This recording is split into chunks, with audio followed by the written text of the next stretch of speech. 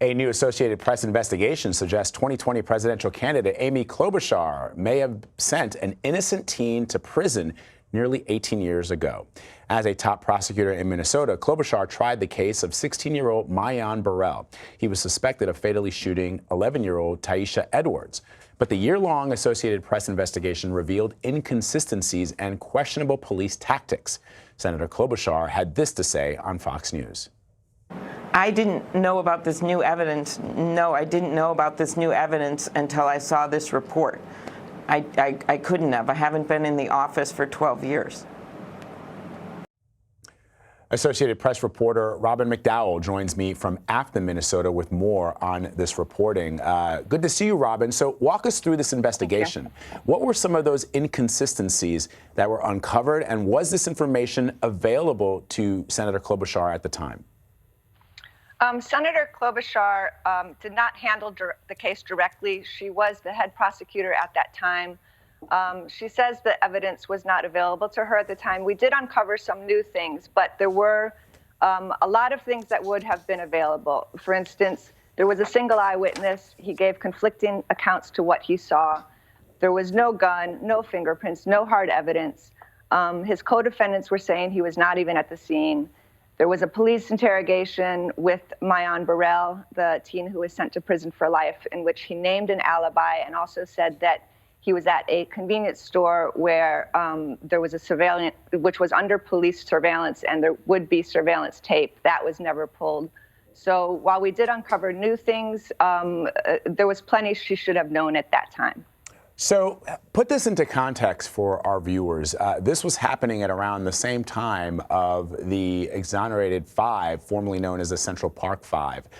Was Senator Klobuchar under pressure to get a conviction? I think this was a very high-profile case, and she did want to send a message. But I would say during this period in general, this was the period that coincided with the war on drugs and the super predator era. There was a lot of fear in society, and that includes in Minnesota. And there was a lot of pressure from the media and the public to put people behind bars. And I think that all came into play. And Minnesota was also struggling, as you point out. This fear had to do with the struggles or the challenges that Minnesota was facing when it came to homicides and incarceration in the 1990s. What was Klobuchar's stance on criminal reform at the time? I mean, a lot of people will note that a lot of even Democrats use some of the language that you're talking about here as a way to allay fears of mostly white Americans who were worried about the term that you use, the super predator. Right. I think Senator Klobuchar and a lot of the candidates now are talking about criminal justice reform, but they're not looking back at what was happening during that period. And as you said, the Democrats were joining what was generally a conservative approach to criminal justice. She was advocating for tougher penalties for juveniles at that time.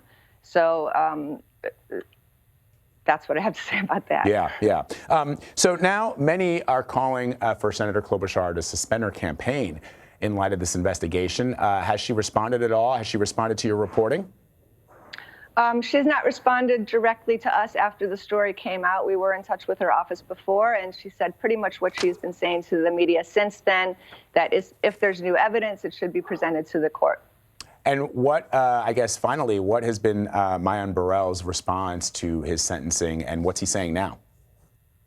I think he would really like to, he really appreciates all the support he's getting. I think he is getting, best way I can describe it is he really feels relief and kind of like walks as if he's floating now, at least to know that the world doesn't see him as the monster in which he was painted.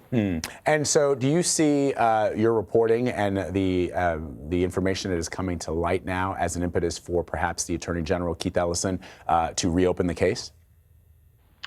I'm not sure that's up to Keith and Ellison. I think it's up to the Hennepin County's Attorney's Office, but I hope that they are considering that, yes.